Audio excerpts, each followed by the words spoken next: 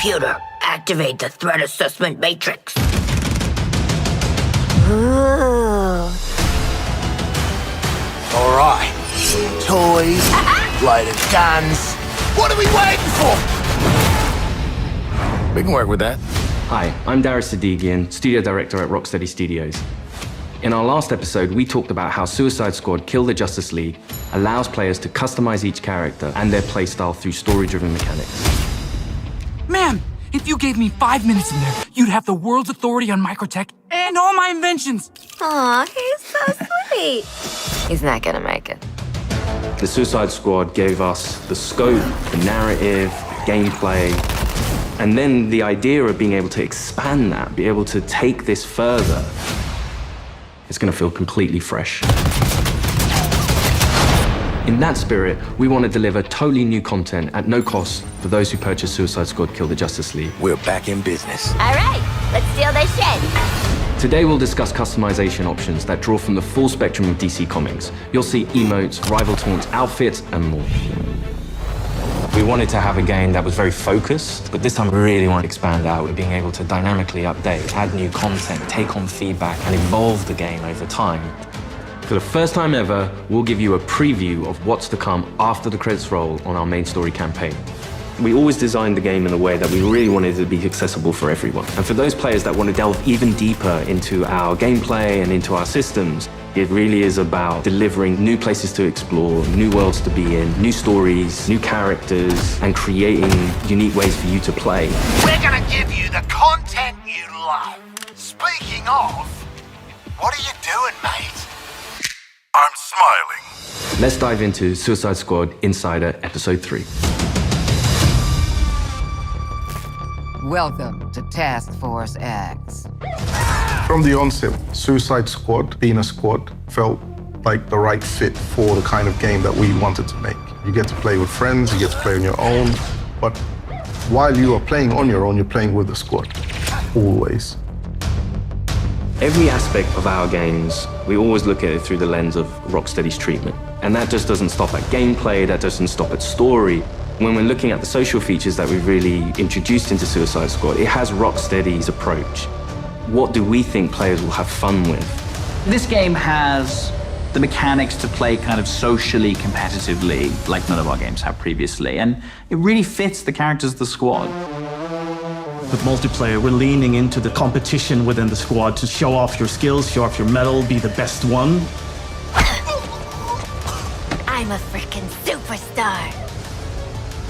The squad are working together under duress.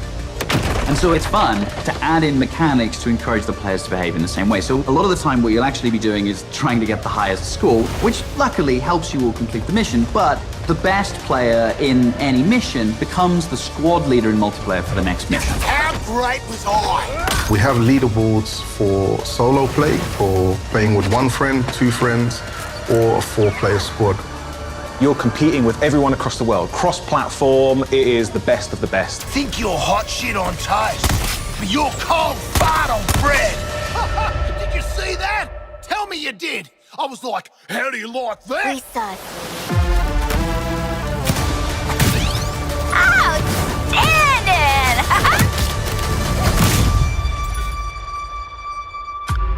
There's some really fun incentives for playing together as well as playing competitively. You can use the equipment that other players have equipped on their characters in your squad with the AI playing as the characters. And those players whose bots you use get rewards for you using those bots. And that's a really fun feature that I think the players will be incentivized because they'll get something out of doing too. Farewell. We also have the rival taunt system, where on the leaderboards, if you pass your friends or anyone on your friends list who's also playing the game and you beat their score, well, next time they log in, they'll get this kind of funny quip just to show that, oh yeah, by the way, I beat you. Home run, baby. You boot up the game, you're logging in, and then all of a sudden on your screen you get Boomerang giving you the finger. I think fans are going to have a great time with our remote system. Allowing players to kind of communicate in different ways, really in playful ways. As Rocksteady, as creators, this was another opportunity for us to really engage with our characters, extend the narrative through the players' choices with a very cinematic eye. Through the game, we offer many customization options and outfits to the player. You start off in the prison, you get your prison garbs, and then you evolve to the Task Force X outfits. Yeah, right. I was thinking something more fashion forward. The outfit customization in our game is vast, to say the least. With this game, Rocksteady will deliver a full story-driven campaign to players, including more cinematics than any previous Arkham game. For players who survived the war against Brainiac's forces and want to keep the adventure going, Rocksteady is ready. We very much knew we had a story to tell initially, and then we wanted to carry on feeding into that, and then changing up the gameplay to have a game that was going to evolve through post-launch content. Suicide Squad Kill the Justice League is going to be one of the most generous, player-friendly, post-launch experiences available. Every season we will have 2 episodes. Each season there's going to be a different spin on how you play, and will be heavily themed by a DC villain. So there's many, many layers of influence from the DC world on how you play and what you do. The seasonal content gets automatically dropped into the game each episode. There's no playable content locked behind a battle pass, and the in-game shop is for cosmetics only.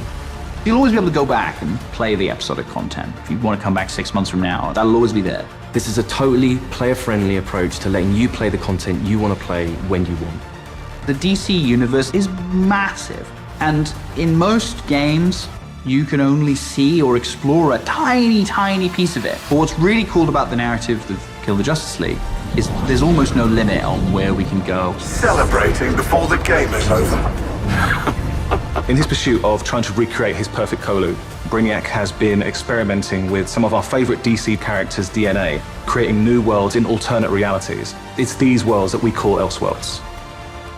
Brainiac is a genius of 12th level intelligence, but he's also trying to rebuild this civilization that he misses and is lost, and there is nothing he won't do to get there. New Kolu will be reborn.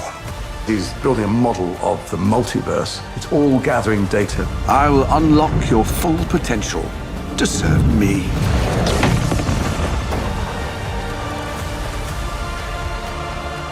There's different versions of everybody in different universes, and their timelines have just diverged at some point. We've got lots of amazing characters coming up in seasonal play that I'm really excited for players to meet. And the Elseworld Principles gives us lots of flexibility and lots of room to put our own spin on them.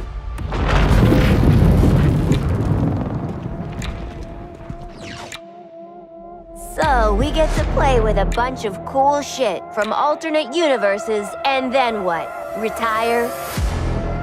When Season 1 launches this March, you'll be able to unlock a new playable character for your squad, the Joker. At least buy me dinner first. The original Arkhamverse Joker has been dead for 5 years, but this is a new Elseworlds twist on the villain. He was part of the Suicide Squad in the Elseworld that he's from, which already shows that he's slightly more cooperative than the previous Joker we've had. But as you get used to him and actually play to him, you realize he's unhinged in a different way. Not only has he got to figure himself out, but he's figuring out his place in this new world and this new squad. He hadn't reached supervillain status before Brainiac invaded, so, he's still a bit less experienced. I think we've taken him back to the kind of more vaudeville roots of Joker. He's masking insecurities with traditional Joker behavior. But deep down, he's not sure who he is yet. Lock him up. Oh, making new friends after a move is always tough.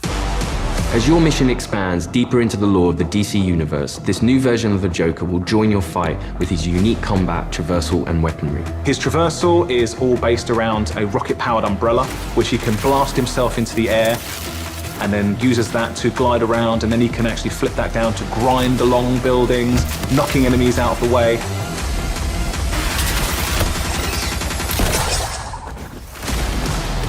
And the kind of frantic, vertical and horizontal energy that he has means you've always got to be moving and always attacking the enemies.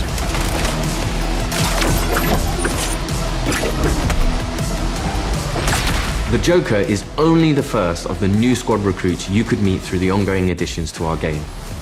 Over time, we can build up a library of characters that DC fans might not have expected to see in a video game, like a regular comic book release. I look forward to when the next issue's coming out. And in the same way, I hope people will look forward to the next episode from us. Whatever it is, I'm down. New environments, new characters, missions, challenges, gear, and more. All of this free content comes for players who own the game. We can't wait for you to see what the future holds. With Elseworlds, the possibilities are endless. How do you like that? Thanks for watching this series. We hope you'll join us for Suicide Squad Kill the Justice League, a third-person action shooter where some of the wildest villains of DC Comics join forces to save the world from its greatest heroes. No, that's mental. We're not doing that. God help us. Yeah. I think players are going to be surprised about the depth to which they can craft a character. It comes back to player choice and player freedom. Everything from melee strikes into gunplay, which you could then go into a traversal attack. All of the combat moves flow seamlessly into another. The squad can be garish, they can be loud, and playing together with your friends in a multiplayer space is a really unique experience that you can't get anywhere else. What we've done with the Suicide Squad is to really expand those experiences. Not only just one character this time around, we've done it with 4 and we plan to do it with more. This brings back memories of my old Suicide Squad. Whether you're in for the main story or exploring what lies beyond, Rocksteady Studios is here to support our players while delivering exciting new experiences. Thank you for joining us and we'll see you at launch February 2nd, 2024.